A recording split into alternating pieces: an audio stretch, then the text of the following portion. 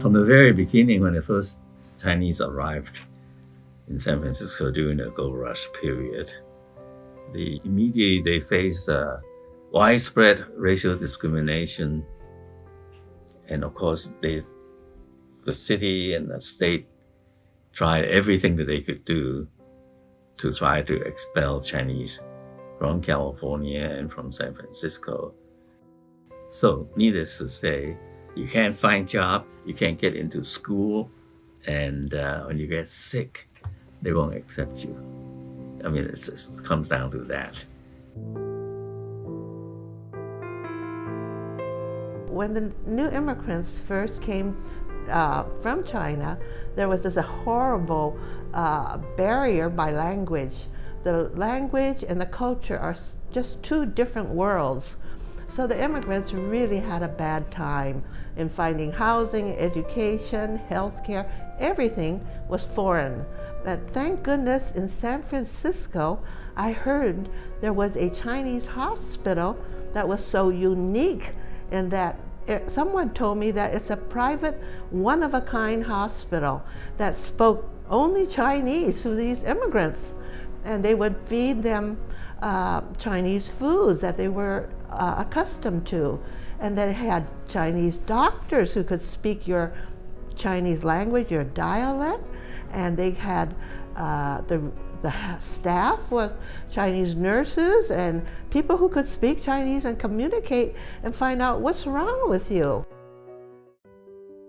Building a hospital costs a lot of money.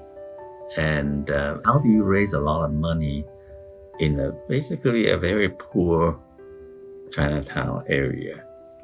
Working class people were mostly in sweatshops, working in sweatshops.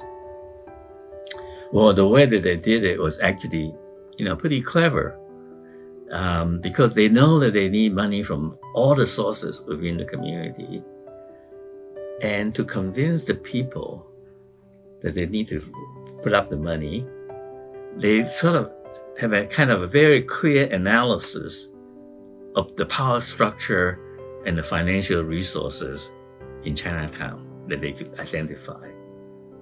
And the most important one was the district associations. Then there are 3 political organizations that were pretty influential in the community. One is the Kuomintang, the KMT.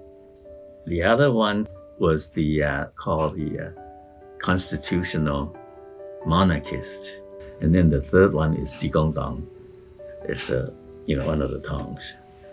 And then the Chinese Chamber of Commerce represent all the businesses in Chinatown. And then there's the YMCA. The YMCA movement was an early 20th century movement, and so they have a branch in Chinatown. And then also the churches. There are several churches of different denominations: Presbyterian, Baptist, Congregational, Methodist. So they're altogether 15 members, and they form a board of directors from these organizations. And so it's natural. So then that means that it pretty much covers everybody in Chinatown. If you don't belong to the association, if you belong to the church, you have a business or YMCA, so, and that's how they use these organizations.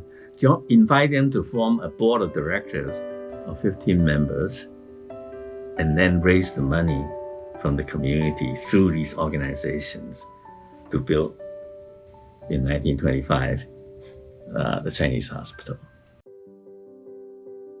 When it started in the 1890s, I believe they did practice all Chinese medicine, and the Chinese ways is almost like the a family type of medicine. I believe they did treat the patients mainly the Chinese way by using herbs and their style of treatment, and gradually the Western way just worked right in.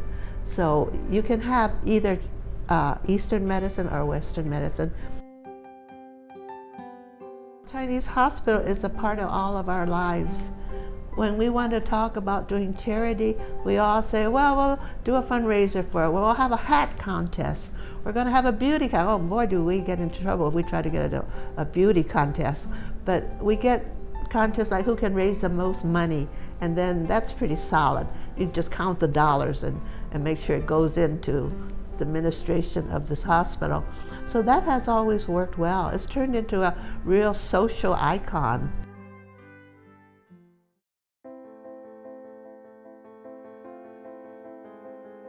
The key to understand Chinese American experience in the United States is the idea of exclusion. You are automatically excluded from citizenship, you're excluded from jobs, you're excluded from school, you're excluded from medical care. You know, it's just, and so hospital really play that role. But there are other important issues. When you're sick and you don't speak English, you go into the hospital, and all your life you've been eating Chinese food. And you take a look at the American food, and you're just not used to it. And so Chinese hospital again comes in because it's culturally relevant and conducive to the patient's care.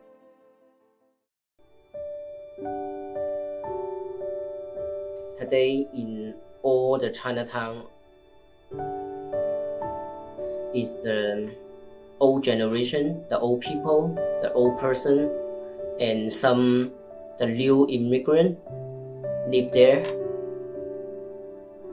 and they have the low income, and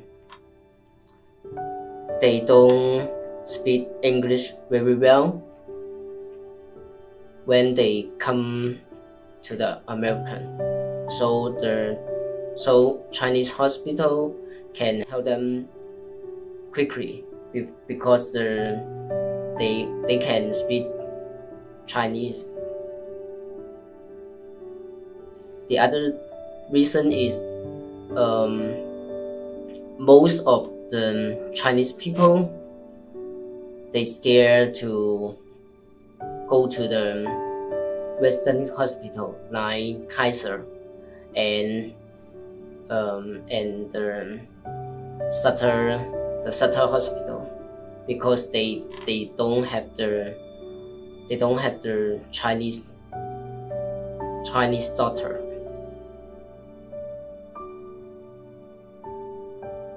Is there a future to Chinese hospital? I would say it's kind of tenuous. I think the Chinese hospital in the last 3 years has been in a crisis. And the crisis had to do with a number of issues, but certainly it has a lot to do with the future of the hospital, whether there is in fact a future, because smaller hospitals are rapidly being eliminated. And Chinese hospital definitely is one of those small hospitals that face tremendous pressure because you just cannot compete.